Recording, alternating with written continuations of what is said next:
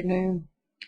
We are in the process of completing the first 3 chapters of the book, and your first exam is out there. I hope you don't find that taking too long. I only ask you to look up 5.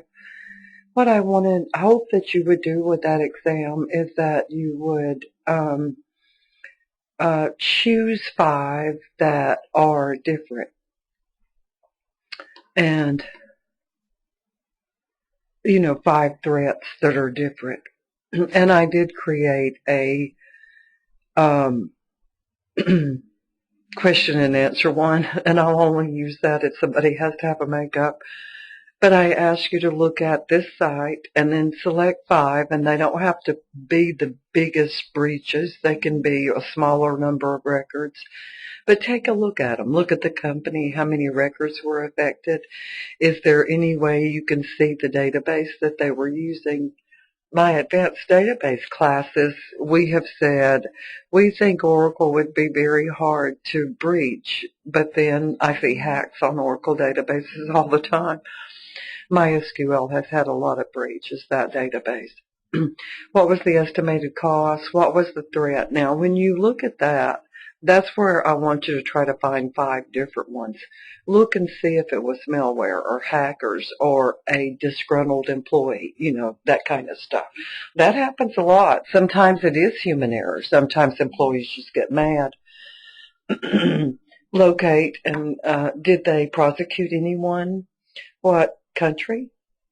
And then what law in Chapter 3. So what I'm trying to do is to tie this whole chapters 1, 2, 3 together in the exam and anything else. They're worth 10 points each for each of the 5, making it 50 points. And I gave you 2 points just for doing it and turning it in. So that's the first exam. Now I have opened the PowerPoint for Chapter 4 to get started on Chapter 4, and it is planning for security. This is a neat section, 4, 5, and 6. What I did was I opened up some of the current standards. You realize that everything in computers and networking, there's a standard for that. And IEEE sets a lot of them for hardware. There's just lots of standards. One of the things that I also put in the class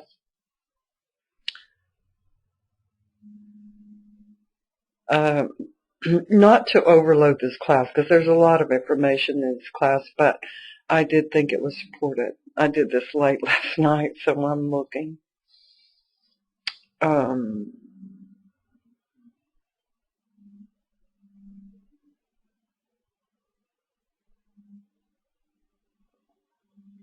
Trying to cover this whole book.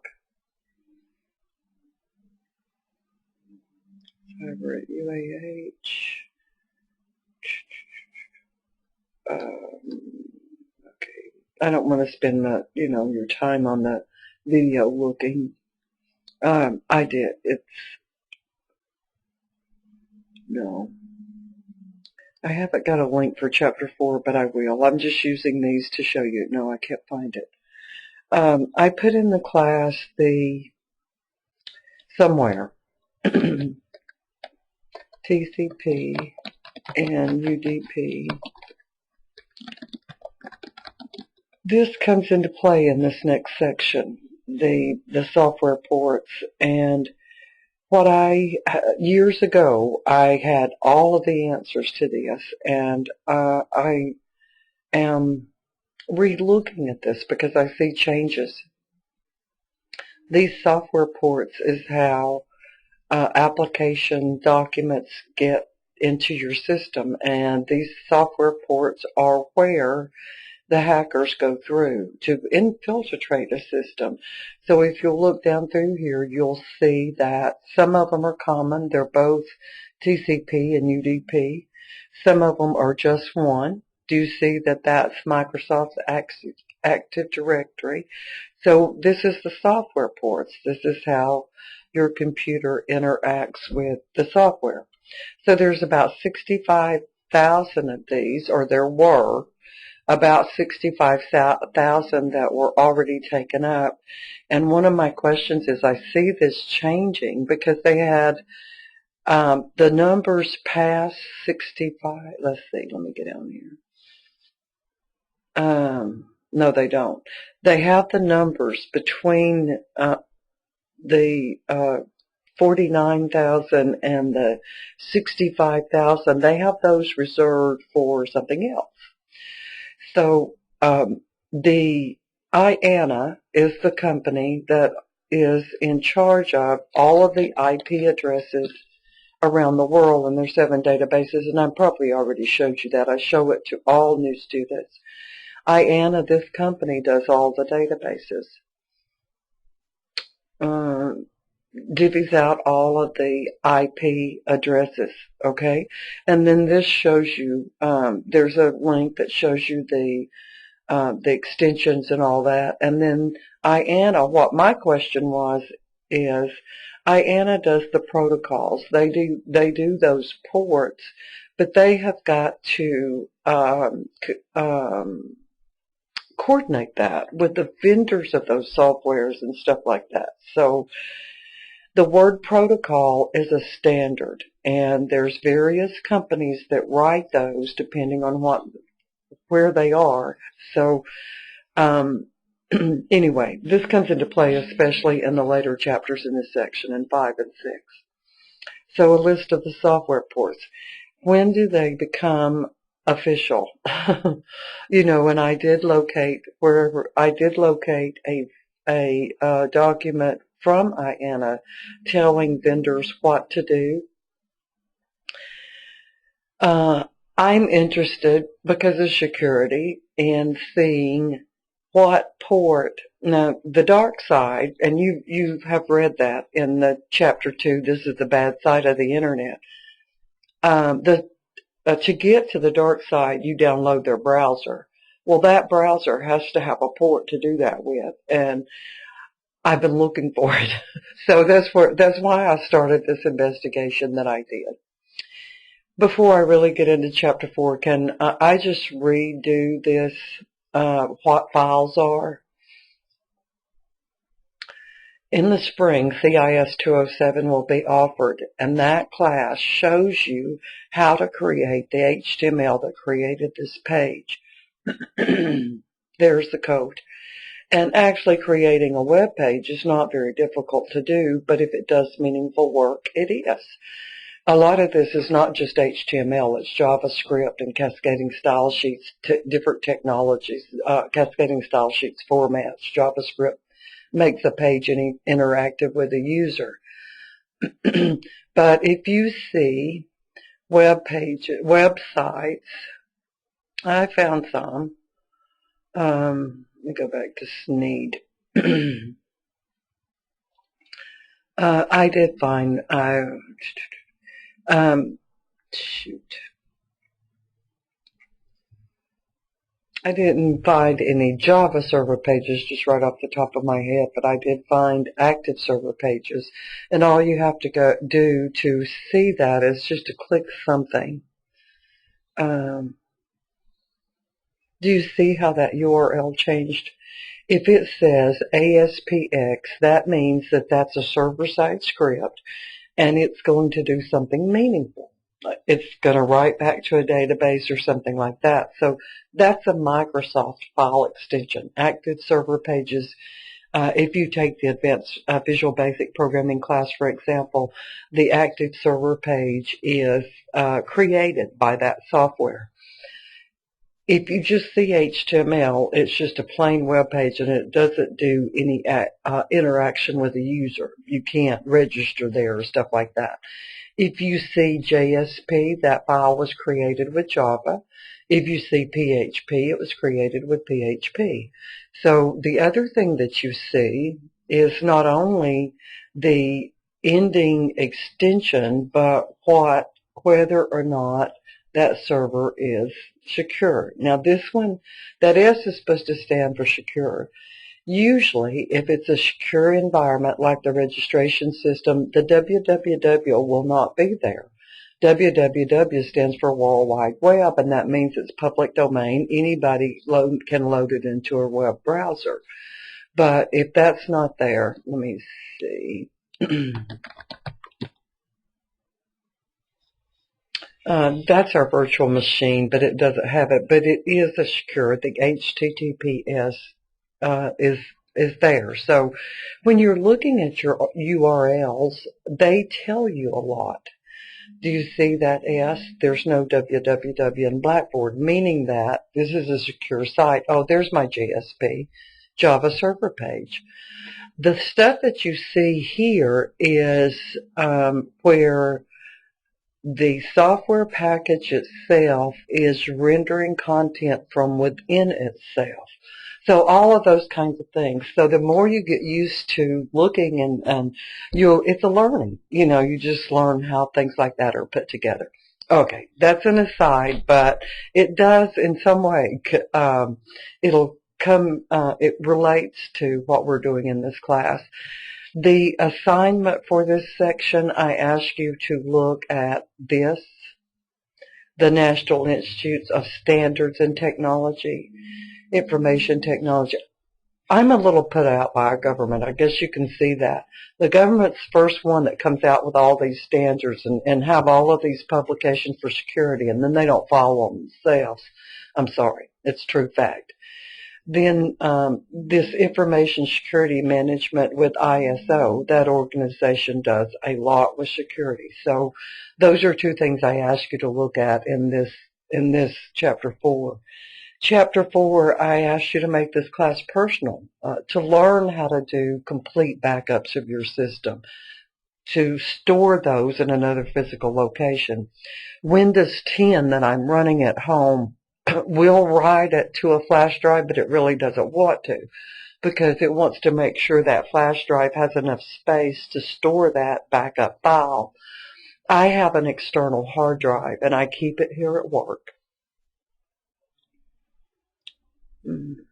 I think I've got my RAM full. It's having to shuffle out to virtual memory because I've got so many things open at one time.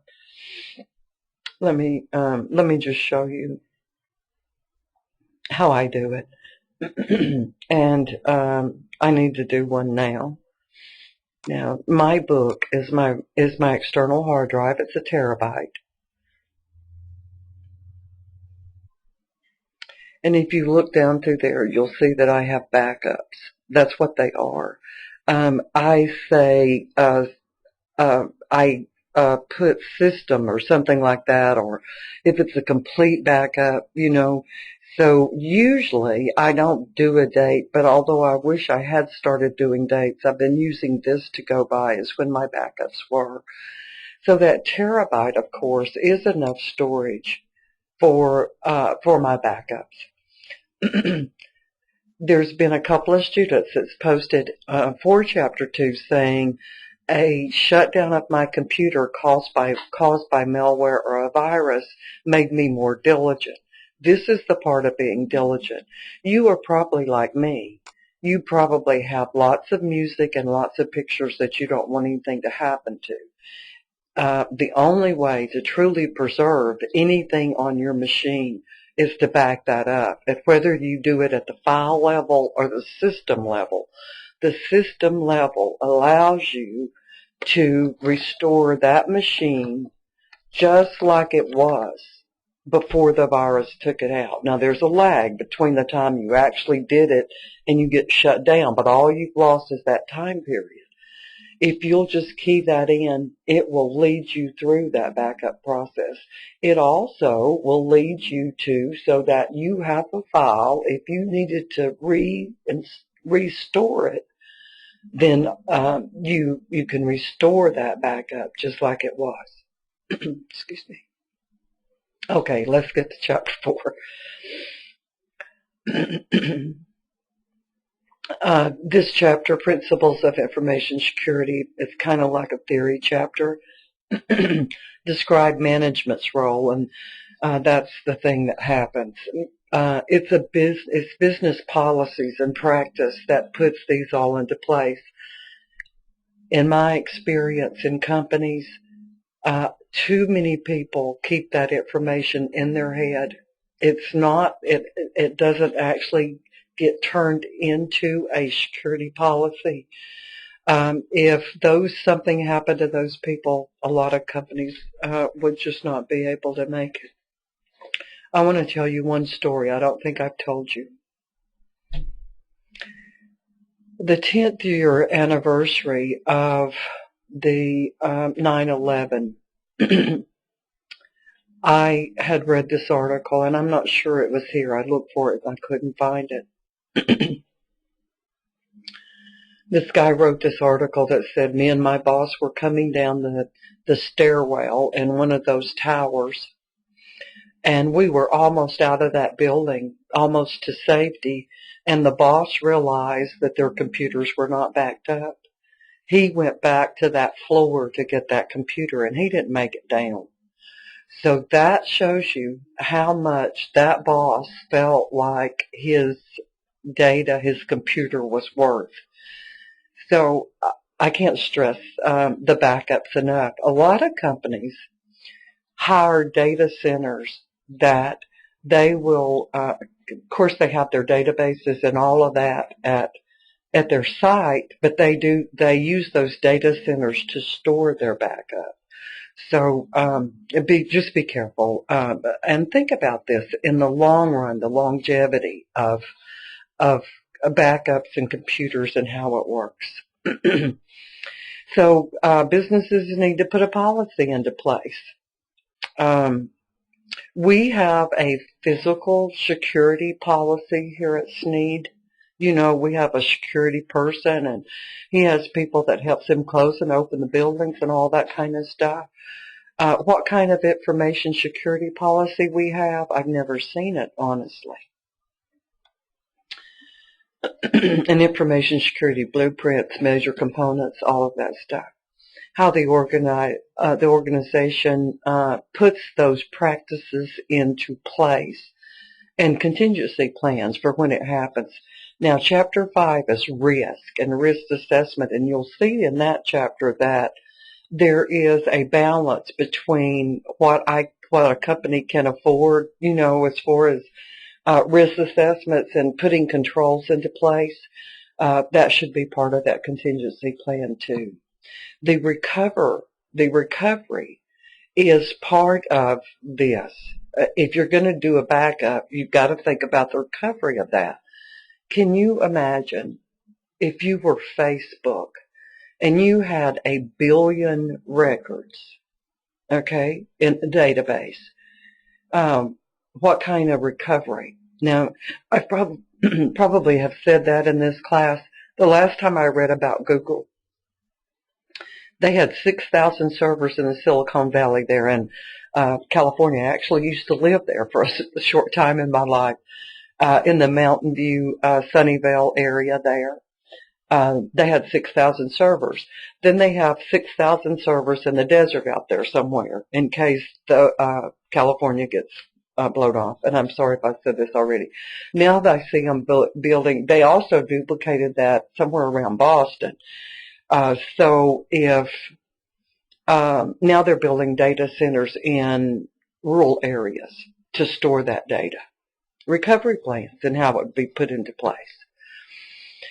They begin with policies and standards for the company themselves. And it does, you know, people think, well, you know, we got time to do that, and they do the business at hand.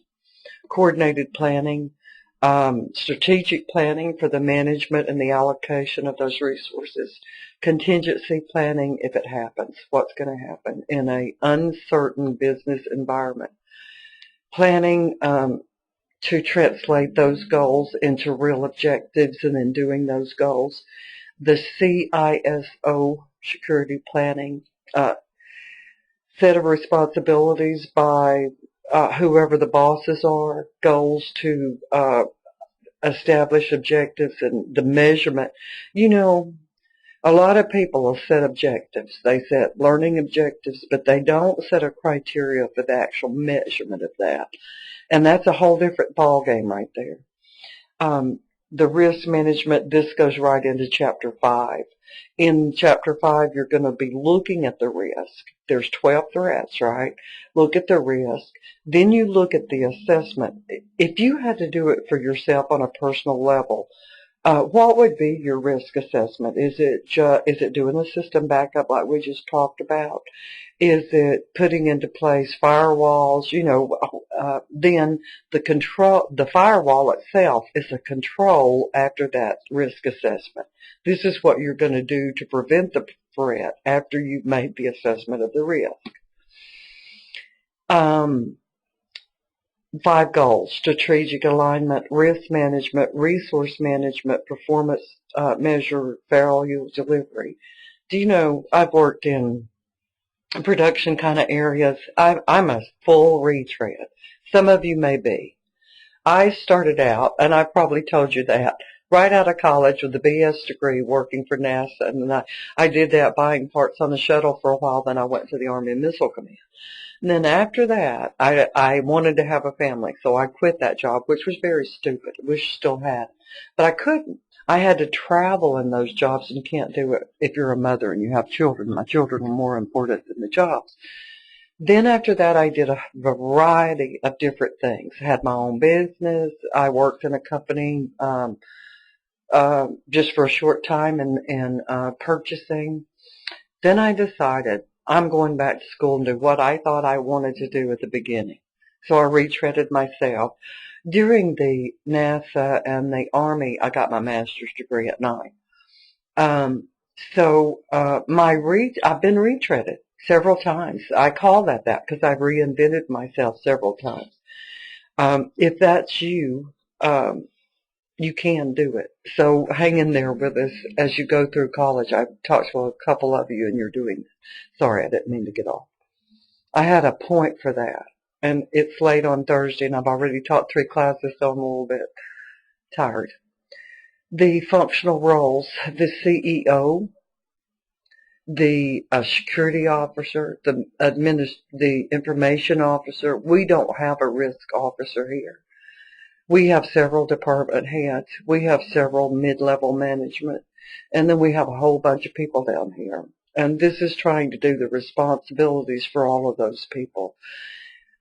In a lot of companies, they put the burden right on that guy right there, and they don't even want to set out the policies and procedures and take time.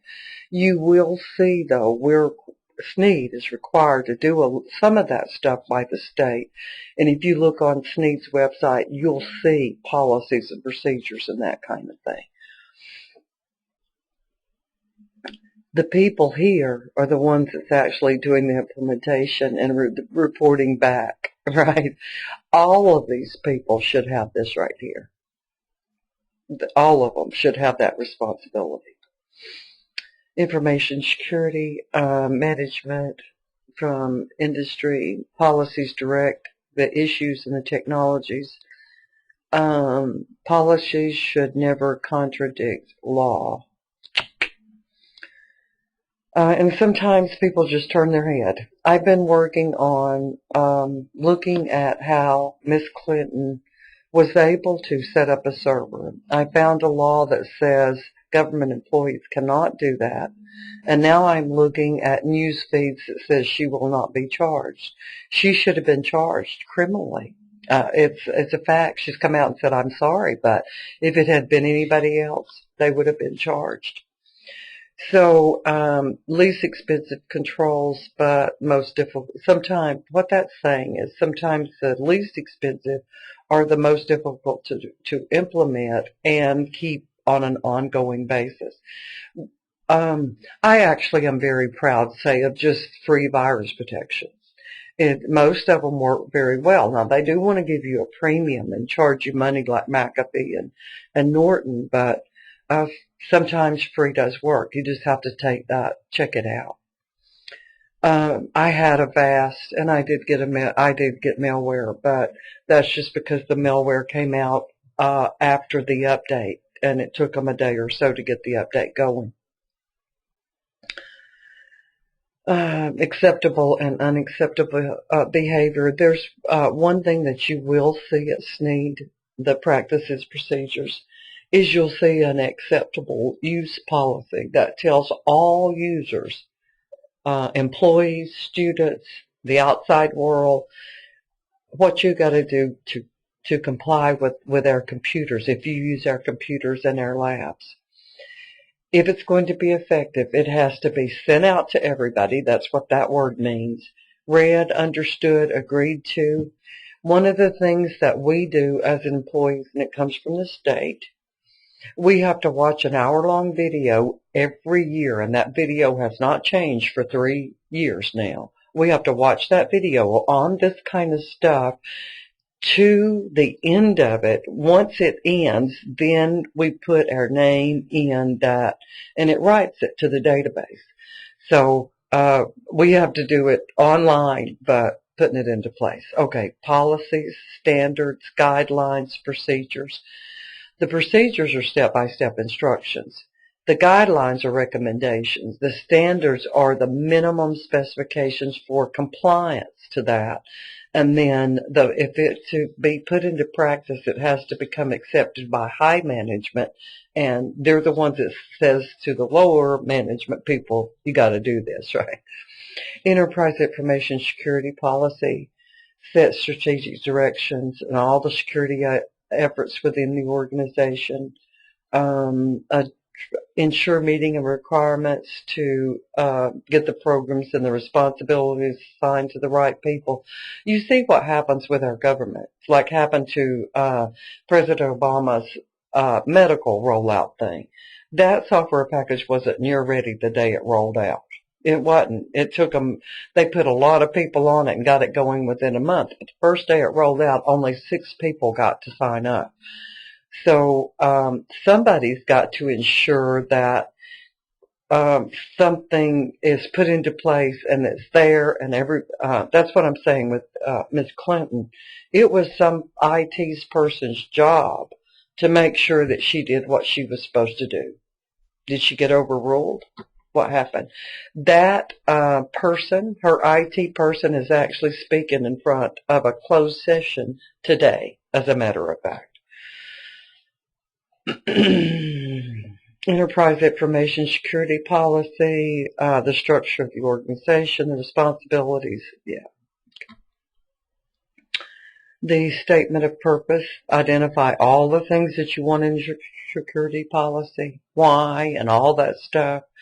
Then the elements of how many people is it going to take to do it, what kind of, resources do we have to do it. It starts with the need. To me, it starts with the need, and then you set out the responsibilities and the roles, and then you look at the guidelines that are going. So the components of security policy and putting it into place. The issue specific addresses specific areas of technology. We actually do have that. We have a server room here at Sneed that is supposed to have an uninterruptible power supply. Well, guess what? It went out last night, and so did the power supply. So if you tried to get on to Sneed somewhere after 9:30, I was working on a class. If you should get on to Sneed after last night, it wouldn't, and then this morning it was just off and on, off and on. So sometimes the physical hardware fails, not because of anything anybody done, but because of nature and all those things. So the Pacific areas, we have a server room that's climate controlled and all of that stuff to make sure that what would really hurt Sneed, and it's happened, is that database goes down during registration. And if that's happened to you and all of a sudden you thought you were enrolled in classes and then they don't show up, check it out with somebody. We use something, and I showed you that. We use something as a virtual machine called NetLab. We use this, and then for every student in the class, they can have their own individual operating system and their software and all that. NetLab, what happened last night when that happened is NetLab still came up this morning, but a lot of the pods, it's what they're called. Each individual student's operating system is called a pod. It's a container. Their pods would just flick to the opposition. So when they signed into NetLab, they couldn't see that. Common approaches, a number or independent documents, and boy, has the government got that down pat. Sorry. I'm going to have to shut up about our government bad-mouthing. The statement of policy. Now, chapter, I don't know, I've done all three of the next section's chapters already. I can't remember if it's in 5 or 6. One of them does biometrics, and so authorized access. I've only worked in one place where I actually had to put my hand there for entrance into that facility. So authorized access and what they use to, when you know that you're on a client server configuration, if you have to put in a user ID and a password. If you go to a server that is a peer-to-peer that you're learning in the intro to networking class, where there's nobody set up clients, everybody's just on the same level, then you don't have a user ID and password. Prohibited use of equipment. We have a phone line in our system that allows us to call long distance. I worked here 5 years, I promise, before I got that phone line. I had to call the operator and tell her, well, this student just called me and I've got to call him back, put me through to him. So authorized access and use of the equipment. Prohibited ones. The system management, violations of policy and what's going to happen. Read as a student, read SNEED's policy. If you're a student, now I have this happen, and I'm not saying it's happened in this class. If you're a student that you were coming to college and you got burnt out and you just got aggravated and you earned all F's one semester, in your community college career, you can declare academic bankruptcy one time, and it wipes those F's off your GPA. So those kinds of things, the policies, and what you can do. If you have anything happen with a teacher, there's a policy that tells you how to proceed and what your remedies are. Statement, a policy, the authorized access. If you go, how many servers do you use during the day's time? If you visit web pages, most of those web pages are individual web servers all around the world, right? So you've used that web server. If you send email, you've used that web server. If you open Blackboard, that's a different server. When you're registering, you use the registration system that goes to a database server. So somebody set those up. They gave you access to do that thing. What's going to happen if you misuse it? Criminal, yes. Or should they be criminal charges? Yeah. The management of stored materials, that's a big thing today, I promise. The employee monitoring, I've already told you that, right? It's a guy's job. He sits with 2 monitors every day and looks at every monitor on this campus. Just floats around, on a screen. Physical security, encryption, that's in this section so that you see that encryption works with something called private and public keys. It camouflages, can I say that word, that message so that it doesn't look like English that we can read. The zeros and ones are changed.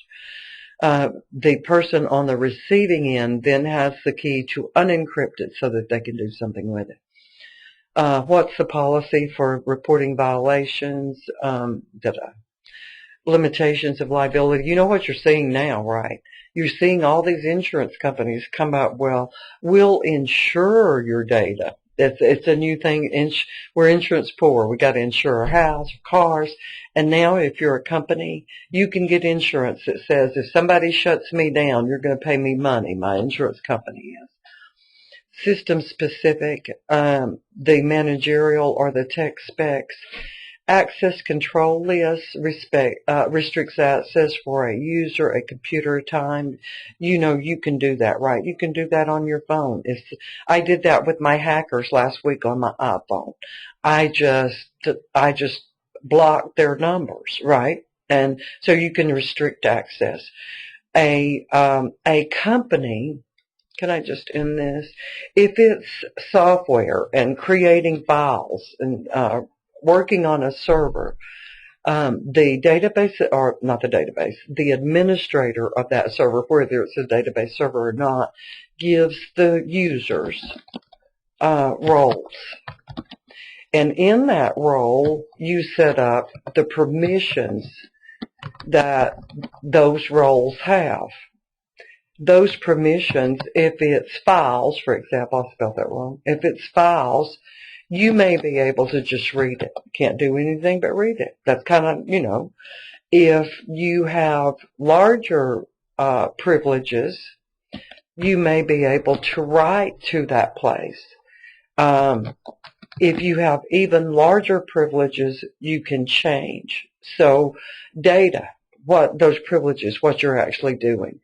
Somebody sets those up. The server administrator sets those up, sets the user, and that's what Active Directory actually is. It's a way to manage your users. Configuration rule policies, how to govern the security system, how it reacts to the received data. I want to show you something. I want you to check your student's email. I got it here somewhere. Okay. Now, I don't want you to try to read everything while I'm here. I just want to show you something that happened this morning. It's not the first time it's happened.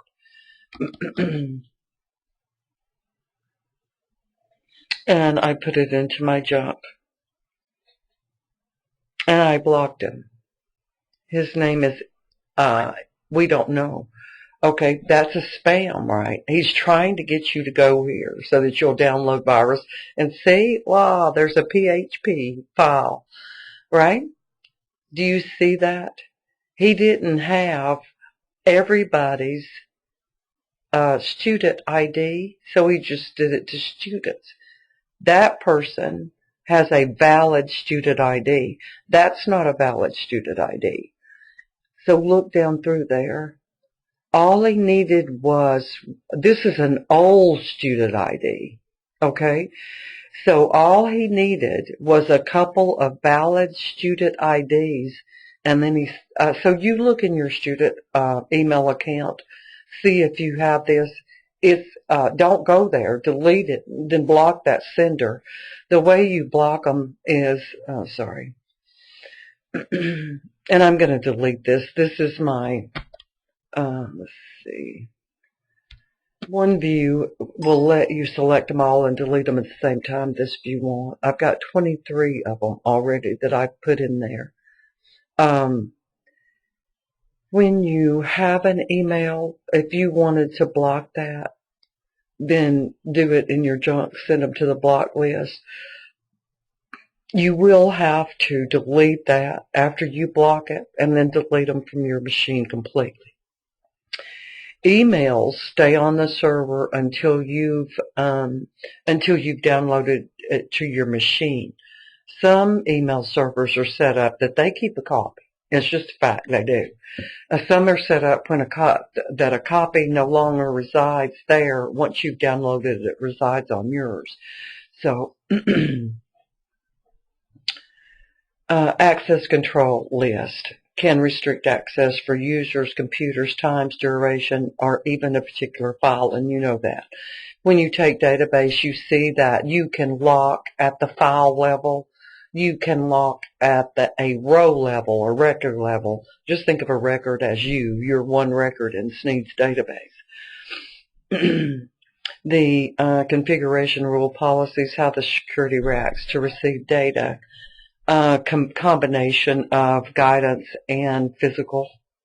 The policy needs a responsible manager, a schedule of reviews, a way to make recommendations, and I've recommended for our IT department, first of all, to not use birthdays as passwords. That's my number one thing. In the news this morning, Blue Cross and Blue Shield was hacked. They got our birthdays, our social security numbers. They did that today. So, I'm not sure we're safe, even if the people that have these policies in place will stop doing the things that they shouldn't, because a lot of it's already out there. Can you make recommendations where you're going to work a policy when it was created, and revision dates and all that, when it was issued out, and then when it's going to be updated periodically? The blueprint, design, selection, implementation of the policies, education and training for all of the people, the outline of the overall security, specific tasks that they were accomplished. What that means to me is there should be a timeline. If you're going to set up a security policy, you've got to have time to do the planning, time to do the evaluation of the risk, times to actually buy the things and put them into place, time for training. So a timeline includes all that. And that's how project management works, right? These companies that build great big projects, whether they be software or whatever, there's a timeline. And there's software like APSS that's its job. It's to help you keep on track with the timeline that you put in the beginning to get things done. Scalable, upgradable, comprehensive, plan for the future as much as you can, right?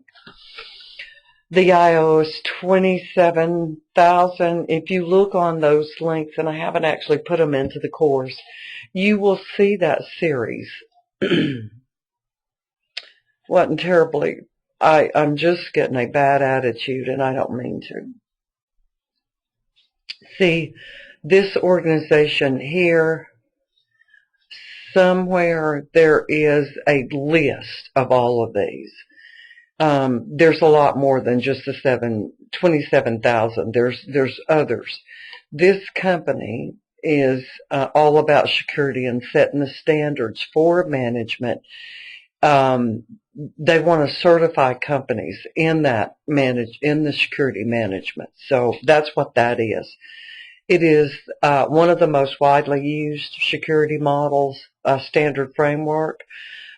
Give recommendations, provide a starting point. If you don't have it in place, it tries to help you get a starting point, and I'm going to have to hurry. I'm on 22, and there's 67 slides, and you're going to get bored. There's a list. That's what I was trying to show you on the web page. There's a list of when they started and the revisions up to date, all of that kind of stuff. The step and the deliveries of that. You can see the list that we've already had, how that works. That one was another approach is that company, and that's their standard. Goes along with all those certification tests. So that gives you an idea of the policies that's in place and what each one of the revisions do. If you're just now, and everybody in this class is probably in the cybersecurity track, although I might pull you over to also do the database track because they go hand in hand. You're just starting. Don't start taking any certification tests till you're almost at the end of your degree. I have a student that graduated from here in Cisco. He was my first computer science intern.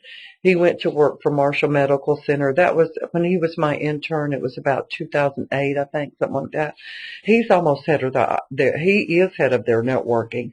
And he was just telling me the other day he had started to finish his 4-year degree and stopped and decided to get the certification, the Cisco certification instead, because the company puts money in his pocket when he gets there. So you might not want to do like any certifications until you know what job you're going to do. Special Publication 800, it's all over that website. All you got to do is Google it. 33 principles for securing systems. I thought it was right there. It's table 4-5 in your book.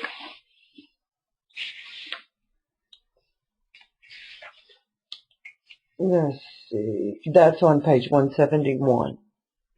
So take a look as you're going through that chapter.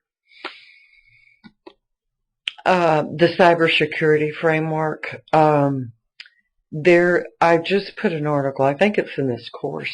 I do so many things with security in my database classes. There's a link that an article that says, do we have any security and privacy? And the answer was no, and just get over it. Anything can be hacked. I promise you it really can. It's just whether or not it happens. You know, if somebody's actually doing that hack on that piece of whatever. So, companies do use proxy servers. That's in chapter 6. They do other things. They use firewalls, all of those kind of controls. This chapter is setting the framework to do all of that, you know, to assess it and to look at the security practices of that particular company. May put the ones in priority, the scope of them, how long it's going to last, orient the people, create a visual, and that's done by modeling. A visual model of where it is right now. Do risk assessment, chapter 5.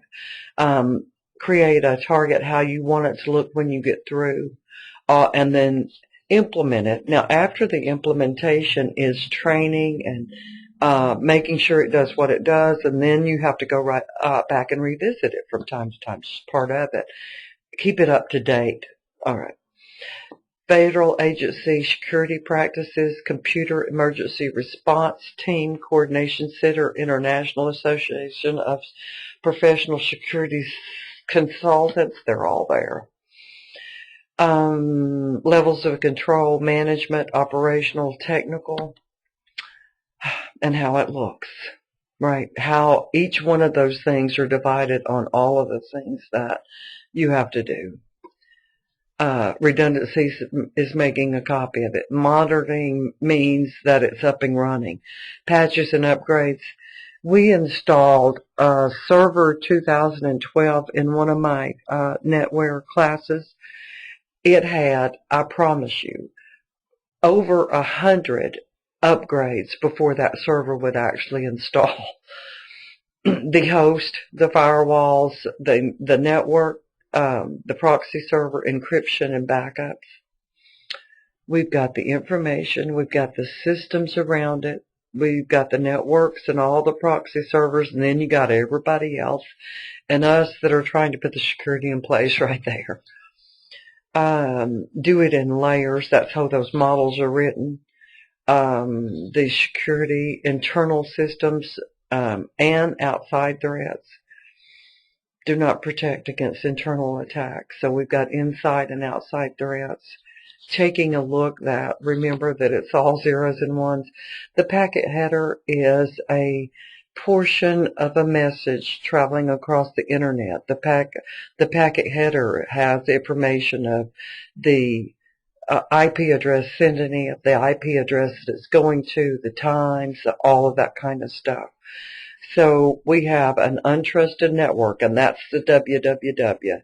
Then we have it coming through to a secure, let's say a local area network. It's got a filtering router there. It's got a proxy server.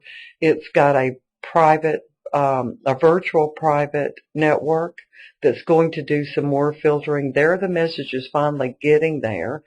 This part, if you're from home doing this, this is SNEED, right? An untrusted network going through the local area network into the private network, and then the people that are involved in the security on this side. So a lot of times you'll have filters and firewalls here. You'll have how so many emails are still getting through our system. They are, because they're invented every day, when some of those things should knock them out. So firewalls and proxy servers, that's just saying what I just said on the slide before that. Inside the local area network, it's trusted. The security is set into place within reason. I'll just put it that way.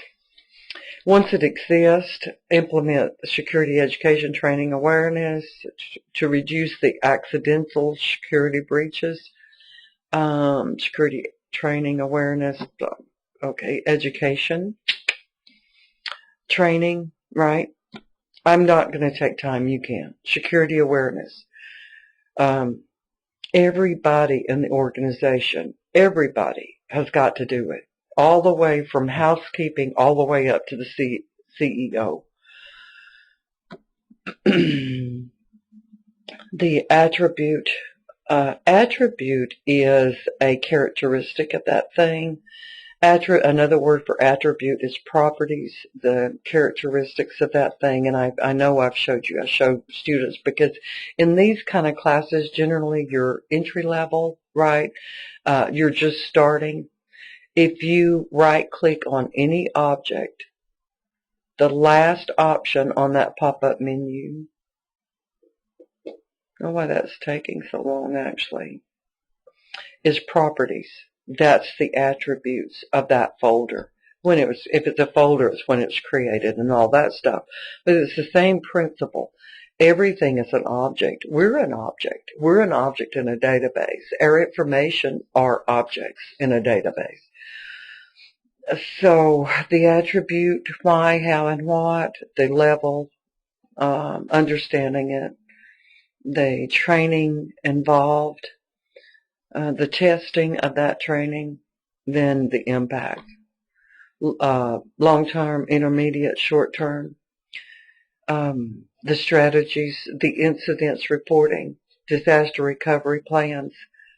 That's what you got to have in place. Every company that values its data should have a disaster recovery plan. It's just part of it. Focuses on what happens immediately, and if it gets worse, what's going to happen. How do you restore it when it happens? When the damage is major, are you going to be able to recover? Now, I didn't, but if you go back to the very beginning, all the chapters start with a scenario, of what might actually happen in business. This guy and one of the two guys that work in this company are standing on the street watching their business burn, and one of the guys says, at least we'll get new servers when the insurance pays off. And the other guy says, you got to be kidding, we don't have enough insurance to build it back like it was. And then the guy, he thought hard trying to remember the last time the off-site backup tapes were tested. So can you recover it? Even if you do a backup and you take it to another physical location, but you see what happens there, right? If it's a long lapse of time, then maybe you've updated software. And does that backup know that? Anyway, keep going. Contingency planning, incident response, one incident at a time, disaster recovery, and how you're going to get up and running after it happens. Start the process, project manager. If you haven't decided for sure what you want to do, project management is a role in a company, and honestly, they usually don't start you out as a project manager. They start you out somewhere else. That's the person that takes a project from when it was brought into the company till it ends. The overseer of that. It's big bucks. I'm telling you, it's big bucks. Okay. A picture of what happens. Post-attack hours, the attack occurs post-attack days. So immediate and intermediate, and then what happens years on down the road. Alternate sites, recovery, incidents, recovery.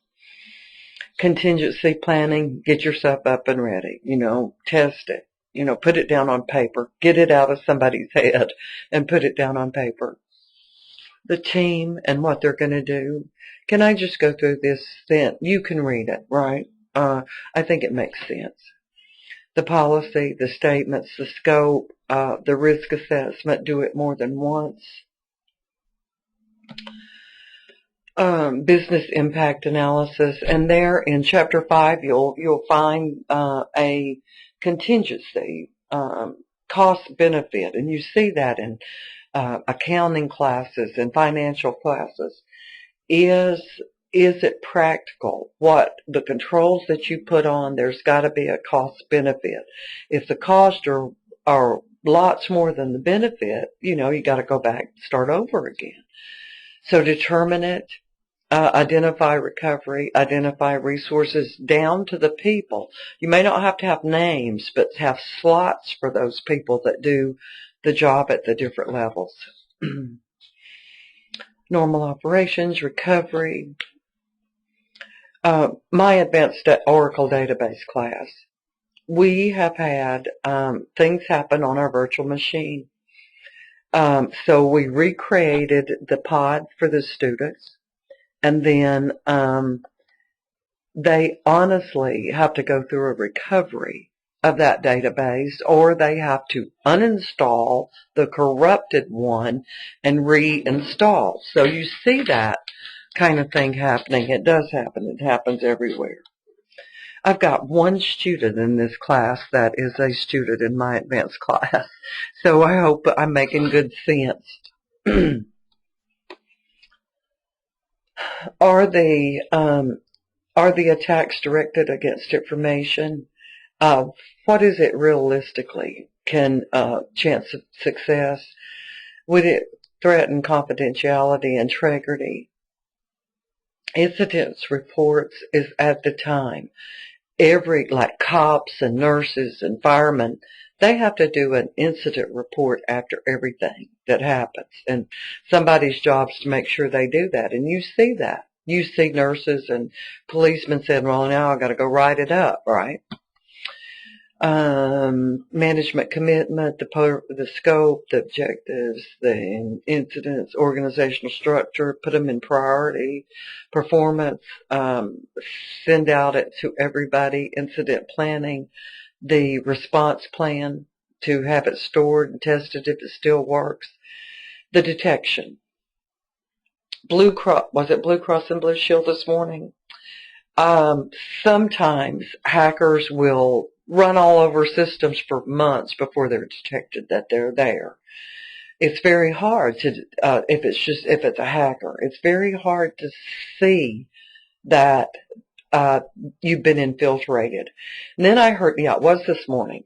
I heard this morning that this breach actually happened a month ago.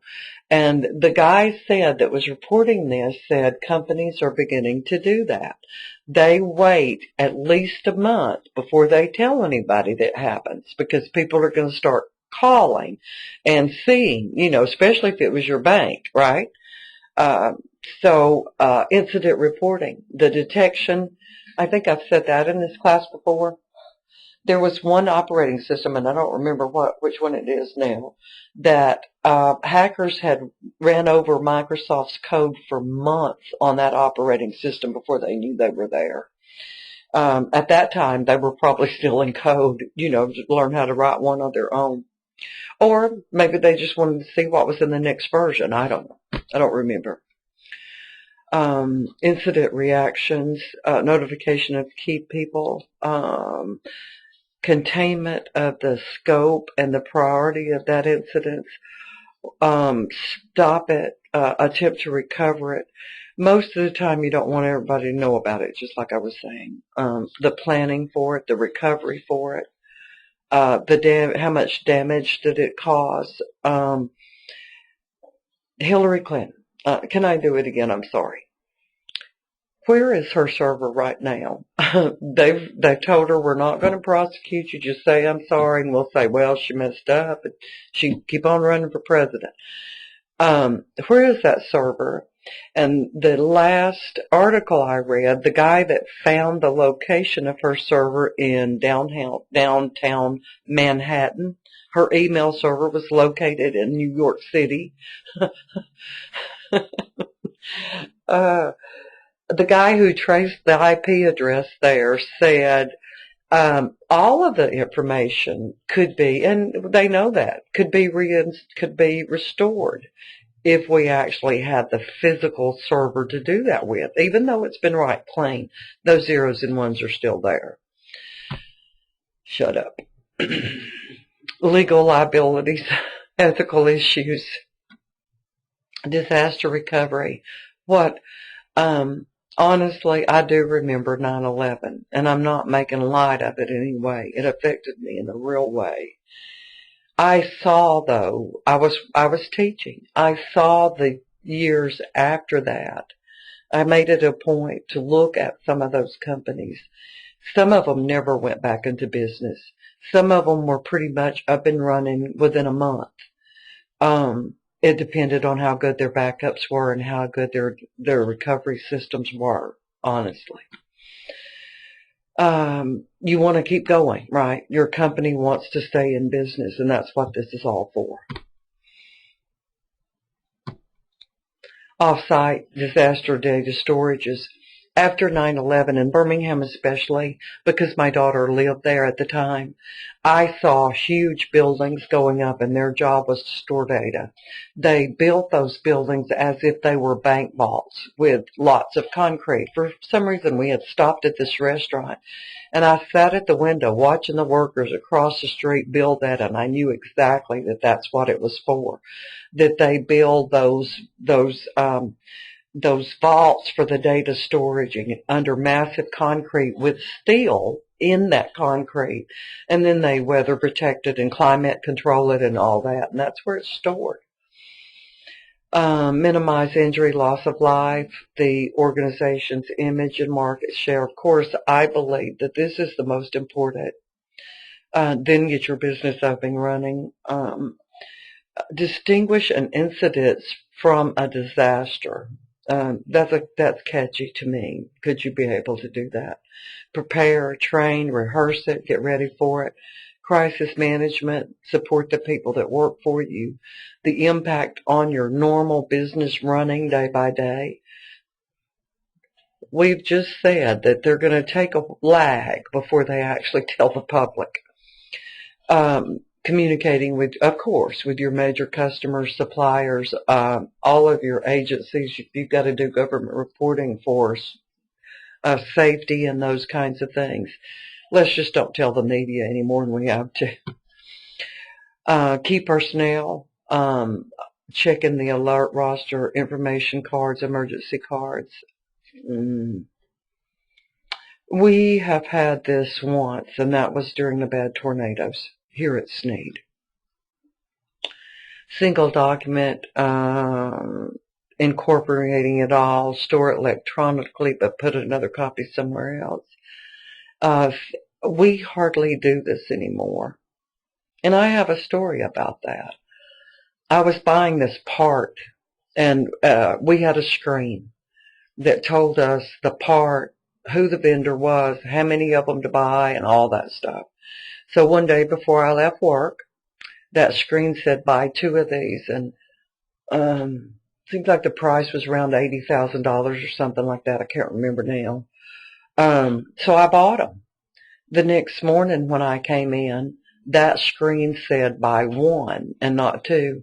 When I called the engineer, he said it always said 1. And I told him he was a liar to his face.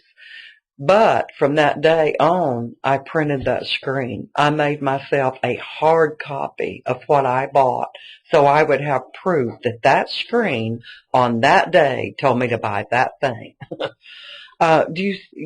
We're all electronic nowadays, and once that soft copy is overridden, it didn't exist anymore. Law enforcement. When does it constitute a violation of the law? I could have arrested a student since I've been working. So be really careful. I didn't because he's a student. And I felt like just saying I could have done this maybe left a life impression on him. Be careful what you do. Everything that you do online is traceable. Everything you do on that phone is traceable. Trust me, it's traceable. One of the first things I did when I got my iPhone was I discontinued the location, right? With that location, you can be found at any time where you are. If you're sending things from that phone, and the phone really is a small computer, right? It doesn't mean it has small processing capabilities, because it doesn't, but it's just a small device. That phone, you're trackable for everything you do on that phone. Trust me, you are. If you start sending threats on that phone, they'll trace it back to you. The only things they can't do is they cannot physically prove sometimes that you were the person holding that phone when it happened. So be careful. Don't get involved with legal if you don't have to. The advantages of legal, the drawbacks of legal, and then a summary of Chapter 4. I try to do it fast. I am a CiS teacher. I go with the assumption that every student in my class wants to learn. Try to keep up with us. Don't let me overwhelm you. I am a patient teacher too. I will let you turn in things late, but try to keep up with us as much as I can. Online, as you can. Online classes are a different animal. I don't even know what you look like, but we can still have a student-teacher relationship if we keep up the communications in the class. I realize that I am a dying breed. Most teachers don't give a flip if you learn it or not. That's true. You can tell by their refusal to grade assignments, by their refusal to grade homework. That's really how you learn. But don't let me overwhelm you. I am hyper by design. That's how I live my life. Have a good weekend.